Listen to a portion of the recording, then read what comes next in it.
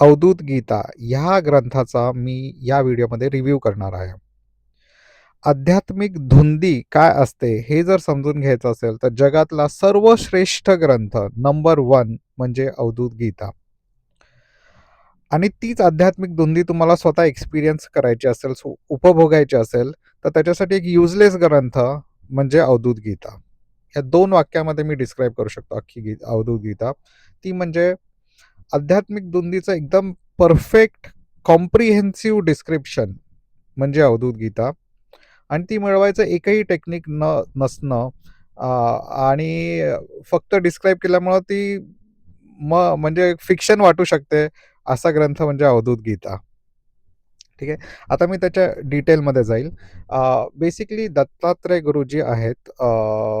एक संन्यासी असणारे पूर्वीच्या आपल्या भारतातला. त्यांनी एनलाइटनमेंट अवेकनिंग त्याचं झालं त्यांचं. आणि सिंपल टर्म्समध्ये सांगायचं झालं तर थॉटलेस इमर्शन म्हणजे एनलाइटनमेंट. ते झाल्यानंतर त्यांनी त्यांचा एक्सपिरियन्स शेअर केला आहे ते अवधूत गीतेमध्ये. तर 2 गोष्टींवर मी आता फोकस करणार आहे. थॉटलेसनेस आणि इमर्शन. फक्त ह्याच 2 गोष्टी डिस्क्राईब्ड आहेत अवधूत गीतेत. Let's start with thoughtlessness. तर एकदा तुम्ही थॉटलेसनेस अचीव्ह केली, की तुमची माइंडची स्टेट काय असते, त्याचं डिटेल डिस्क्रिप्शन आहे अवधूत गीतेमध्ये. त्याचे मी 3 एक्झाम्पल घेतो, पण त्या अख्ख्या ग्रंथात साधारण 100 एक एक्झाम्पल्स असतील आणि ते असे एक्झाम्पल्स आहेत. तर सुरुवातच अशी होते, की ते गुरुजी म्हणतात, की "मी नमस्कार कोणाला करू आणि नमस्कार करणार कोण?" म्हणजे जर कन्सेप्ट्सच उरल्या नसेल, म्हणजे तुमचं माइंड जर एकदम स्पॉटलेस आहे, तर तुम्ही ज्याला नमस्कार करणार आहे, ती कन्सेप्ट पण तुमच्या डोक्यात आत्ता नाहीये आणि नमस्कार कोण करणार आहे आणि तो नमस्कार करून काय मिळणार आहे, ही कुठलीच कन्सेप्ट जर तुमच्या माइंडमध्ये नसेल, तर तुम्ही थॉटलेस आहात. आणि नमस्कार कशी एक बेसिक स्पिरिच्युअल कन्सेप्ट मानली जाते इंडियन स्पिरिच्युअलिटीमध्ये. तर त्यांनी सुरुवातच अशी केली, की मला नमस्कार करायची पण इच्छा होत नाहीये, ह्या थॉटलेस स्टेटमध्ये. कारण कोण नमस्कार करणार आणि कोणाला नमस्कार करणार? दुसरी गोष्ट त्यांनी मेन्शन केली, की द्वैत-अद्वैत ही कन्सेप्ट माझ्या मनात नाहीये. द्वैत-अद्वैत पण कसं एक ट्रेडिशनल इंडियन स्पिरिच्युअलिटीच्या कन्सेप्ट्स आहेत. त्या पण त्यांनी क्वेश्चन केल्या, की मला मला ह्याच्याबद्दल पण विचार येत नाहीयेत मनात. तिसरं एक्झाम्पल, की मेल, फिमेल हे काय कन्सेप्ट्स आहेत? हे पण माझ्या मनाला आता टच नाही करत आहेत. बॉदर नाही करत आहे माझ्या माइंडला मेल आणि फिमेल ही कन्सेप्ट पण. म्हणजे आता ही कसं बेसिकपासून सुरुवात केली आहे त्यांनी, की ह्या ज्या मूलभूत कन्सेप्ट्स आहेत आपल्या माइंडमधल्या, ज्याच्या अराउंड आपले थॉट्स असतात, ह्या बेसिक कन्सेप्ट्स पण माझ्या माइंडला टच नाही करत आहेत. अ, हे असे असे त्यांनी शेकडो एक्झाम्पल्स दिलेत. म्हणून मी म्हणतो, की एक comprehensive description of a thoughtless mind म्हणजे अवधूत गीता. तर ही द रिझन त्यांनी असे एक्झाम्पल्स दिलेत, की ह्या ह्या तर बेसिक गोष्टी आपण अझ्युमच केलेल्या असतात, की ह्या खऱ्या कन्सेप्ट्स आहेत आणि ह्याबद्दल आपण सगळेच विचार करतात आणि थॉट्स. माझ्या मनात हे पण थॉट्स येत नाहीयेत असं दत्तात्रय गुरुजींनी सांगितलं, की नमस्कार करण्याची कन्सेप्ट, द्वैत-अद्वैत, मेल-फिमेल ह्या कुठल्याच आणि हे जस्ट 3 एक्झाम्पल दिलेत. मी अख्खा ग्रंथ म्हणजे 100 असे बेसिक कन्सेप्ट्स त्यांनी घेतलेत आणि त्यांनी सांगितलं, की ह्या पण थॉट्स माझ्या मनात येत नाही. तर बेसिकली त्यांचं सांगायचं म्हणणं असं आहे, की मी थॉटलेस आहे या पॉइंटला आणि थॉटलेसनेस माझी is so supreme above all these concepts, की ह्या कन्सेप्ट्स माझ्या थॉटलेसनेसला मी टच करू देत नाहीये. So this is in short मी 3 तास वाचवले 3 मिनिटात ह्या, की this is what has been described in Avadhut Gita, की ह्या सगळ्या थॉट्स माझ्या माइंडला टच करत नाहीयेत. आता दुसरं मी कडे जाणार आहे थॉटलेसनेस नंतर इमर्शन. तर एका अध्यायात त्यांनी खूपदा हे सांगितलंय, की "मैं ज्ञान रूपी अमृत हूँ, मैं समरस हूँ और मैं आकाश की तरह सर्वव्याप्त हूँ." तर इम्पॉर्टंट वर्ड्स आहेत हे. पहिला म्हणजे "मैं ज्ञानरूपी अमृत हो." हे ज्ञानरूपी अमृत म्हणजे ज्ञान मिळालंय मला, की माझं thoughtlessness is above all. So ह्या अमृत मिळाल्यानंतर जे विष असतं थॉट्सचं, ते सगळं निघून गेलंय. म्हणून "मैं ज्ञानरूपी अमृत हो." दुसरा वर्ड आहे "मैं समरस हूँ." समरस म्हणजे एक वर्ड टू वर्ड ट्रान्सलेशन आहे इमर्शनचं. In English it is said immerse. त्यांनी सांगितलं समरस हो. As simple as that. मैं समरस हूँ म्हणजे एनलाइटनमेंट डिस्क्राईब करताना त्यांनी वर्ड वापरलाय समरस. सो बेसिकली मैं समरस हूँ और मैं आकाश की तरह सर्वव्याप्त हूँ. ही पण बेसिकली तेच डिस्क्राईब केलं की आकाश की तरह सर्वव्याप्त म्हणजे मी आकाशासारखा म्हणजे कुठूनही काही गोष्ट क्रीप इन नाही करू शकत. जर if my mindset is so complete की कुठून पण कोपऱ्यातून कुठल्या क्रीप इन करेल कुठली थॉट असे नाहीये. सो आकाश की तरह सर्वव्याप्त हो म्हणजे basically this is my entire existence is this immerse state. आता इमर्शनबद्दल मी थोडंसं बोलणार आहे. आणि why this is the supreme state याचे मी 2 एक्झाम्पल देणार आहे. अ, पहिला गोष्ट म्हणजे रिसेंटली एक न्यूरोलॉजिस्टचा एक इंटरव्ह्यू बघितला मी. न्यूरोलॉजिस्टनी काय सांगितलं त्याच्या एम-आर-आय स्कॅन आणि त्याच्या सायन्सच्या पॉवर जी त्याच्या मागे आहे त्याच्या बेस्ड ऑन दॅट ही डिस्क्राईब्ड की जेव्हा तुम्ही म्युझिकमध्ये समरस असता, तेव्हा तुमचा ॲमेग्डुला जो असतो ब्रेनमधला ऑर्गन तो शांत झालेला असतो. त्यामुळं जे तुम्हाला जे त्रासदायक थॉट्स असतात तुमच्या मनात, जे तुमचं माइंड सारखं तुम्हाला थांबवत असतं, तुम्हाला स्वतःची जाणीव करू देत असतं, ते म्हणजे ॲमेग्डुला. तो शांत झालेला असतो when you are totally immerse in songs असं त्यांनी सांगितलं. एनलाइटनमेंट म्हणजे तुम्हाला म्युझिकची गरज नसते, तुम्ही आयुष्याशी समरस असता. बेसिकली एक्सपांड करायची ती कन्सेप्ट. न्यूरोलॉजिस्टनी ती सॉन्ग्सबद्दल सांगितलेली. दुसरं इमर्शनचं मी महत्त्व असं सांगेल किंवा जस्ट डिस्क्राईब करणं कन्सेप्ट की मध्ये जेव्हा वर्ल्ड कप फायनल झाली इंडियाची, तर असं म्हणतात की जेलमध्ये पण ती टेलिकास्ट केलेली कारण ती वर्ल्ड कप फायनलमध्ये इंडिया होती. तर ती वर्ल्ड कप फायनल जेलमध्ये पण टेलिकास्ट होत होते आणि ते बघायला गेलेले व्ही-व्ही-आय-पी लोक पण ते बघत होते. तर शेवटची जे ओव्हरमध्ये इंडिया जिंकत होती, तेव्हा एखादा बिलियनर इंडियन जो बघतोय मॅच स्टेडियममधून, तो पण इमर्स झालेला त्याच मॅचमध्ये आणि तिहार जेलमध्ये बसलेला पण एक कैदी पण त्या मॅचमध्ये तेवढाच इमर्स होता. त्या मोमेंटला कोणी कैदी नव्हतं आणि जेव्हा इंडिया जिंकली त्या मोमेंटला ती एक्साइटमेंट अशी होती, की त्या मोमेंटला कोणी कैदी नव्हतं, कोणी बिलियनर नव्हतं. Everybody was immersed in that moment. So everybody was on a same plane, same playing field, same excitement, same आनंद. So basically that is the power. म्हणून तुम्ही जेव्हा इमर्स असता तेव्हा बाकी काही कन्सेप्ट मॅटर नाही करत. सो आता हे बेसिकली अवधूत गीतेच्या रेफरन्समधून बेसिकली काय त्यांनी सांगितलंय त्याचं डिस्क्रिप्शन झालं. आता मी सेकंड क्लेमकडे जाणार आहे माझ्या की अवधूत गीता सपोज तुम्हाला एक्सपिरियन्स करायचा असेल जे त्या लेखकाने दत्तात्रय गुरुजींनी जे एक्सपिरियन्स केलं ते तुम्हाला करायचं असेल तर त्याच्यासाठी कम्प्लिटली युजलेस ग्रंथ आहे अवधूत गीता. कारण त्याच्यामध्ये असं काही टेक्निक दिलं नाहीये की तुम्ही कसं एक्सपिरियन्स करू शकता. त्यांनी फक्त सांगितलं की मी अशा ह्या जगात आहे आणि मी ह्या थॉट प्रोसेसमध्ये पोहोचल्यामुळं ह्या मी फॅक्ट्स ॲज अ फॅक्ट मी सांगतोय असं त्यांनी सांगितलं की मी ॲज अ फॅक्ट सांगतोय की मेल आणि फिमेल काय कन्सेप्ट नाही आहे, द्वैत अद्वैत काय कन्सेप्ट नाही आहे, नमस्कार करणार.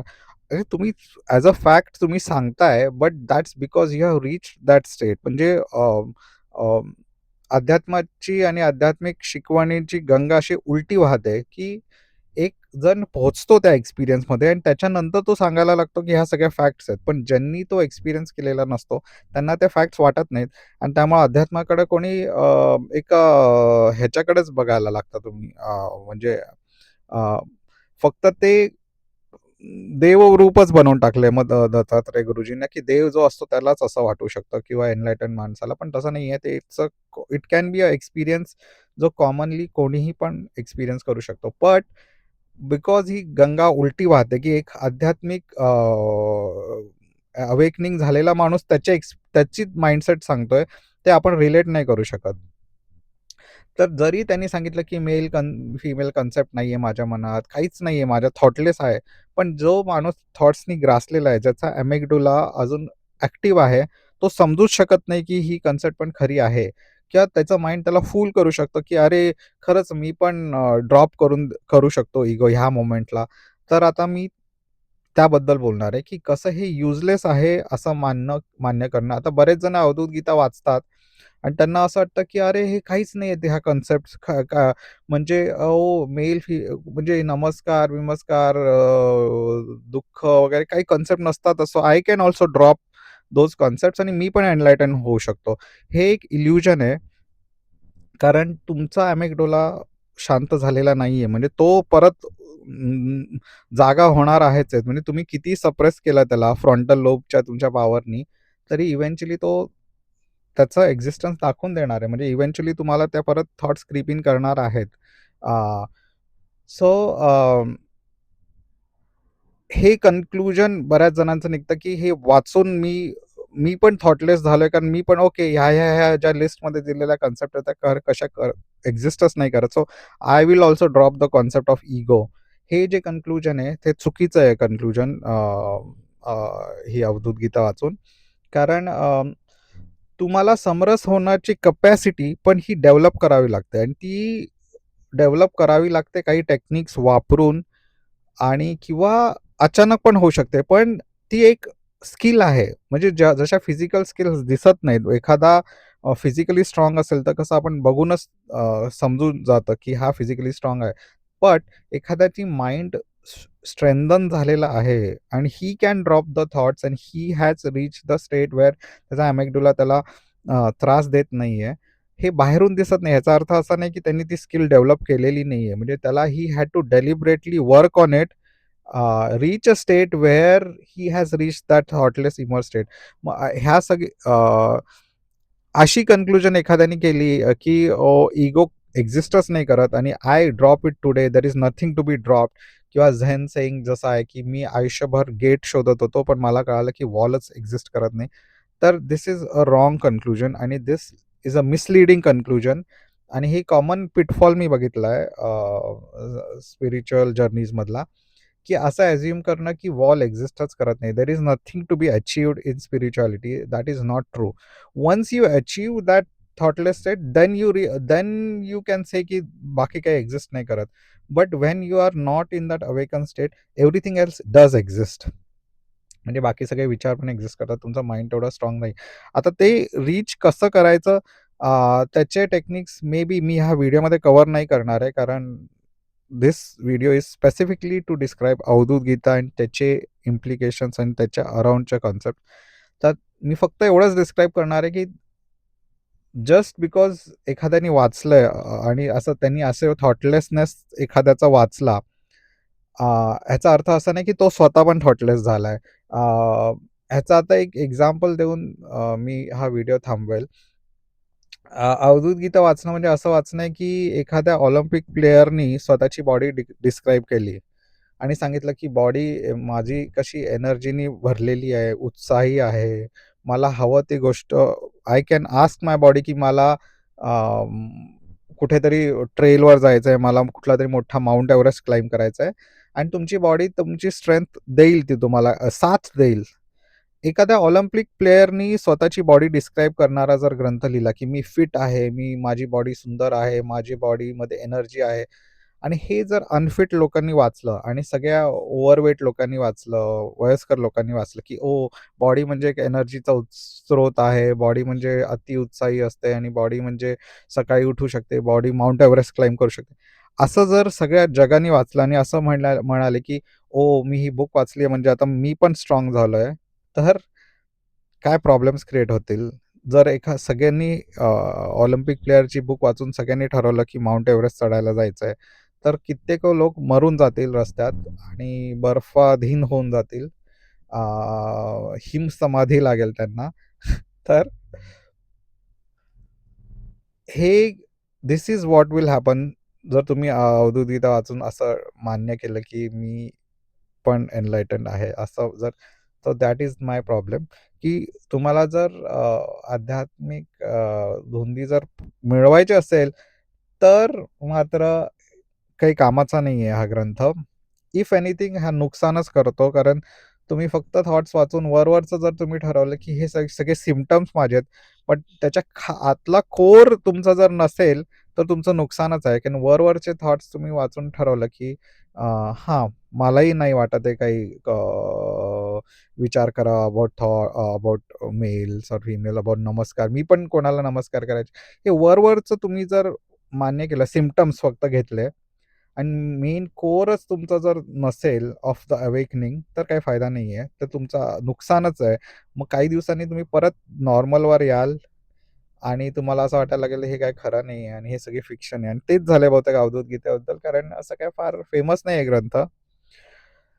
तर this is my complete analysis. आणि आता मी ह्यापुढे थोडं असं अनरिलेटेड बोलणार आहे.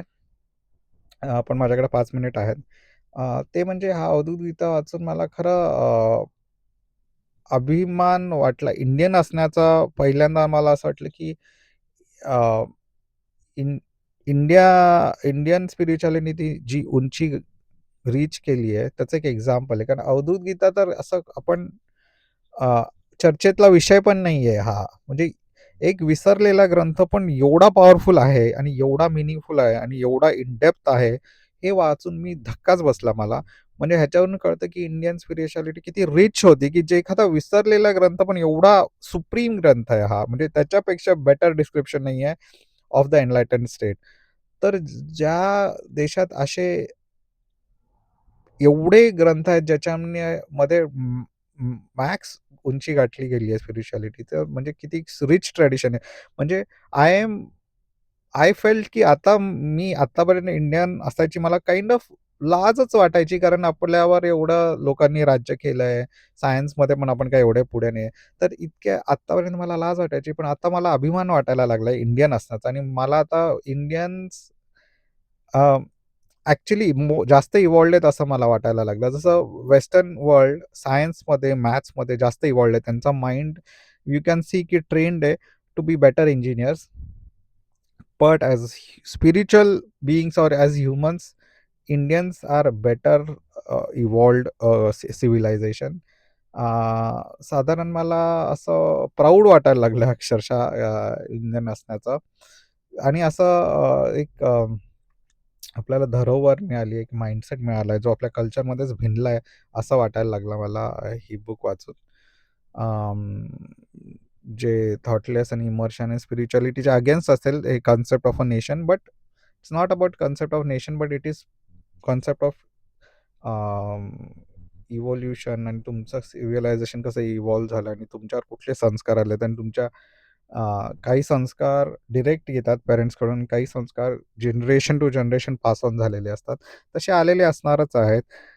जसं वेस्टर्न वर्ल्ड ह्याच्यामध्ये पुढे गेलं खूप फिजिकल वर्ल्डमध्ये, तसं इंडिया खूप इव्हॉल्व्ड आहे. म्हणजे त्या ग्रंथाला कंपेअर करणारा कुठला ग्रंथ किंवा कुठलं फील्ड नाही आहे वेस्टर्न वर्ल्डकडे कंपॅरेट करायला. सो ह्या थॉट्स सांगून मी माझा हा व्हिडिओ आता संपवतो. ऑलराईट. Thank you. बाय.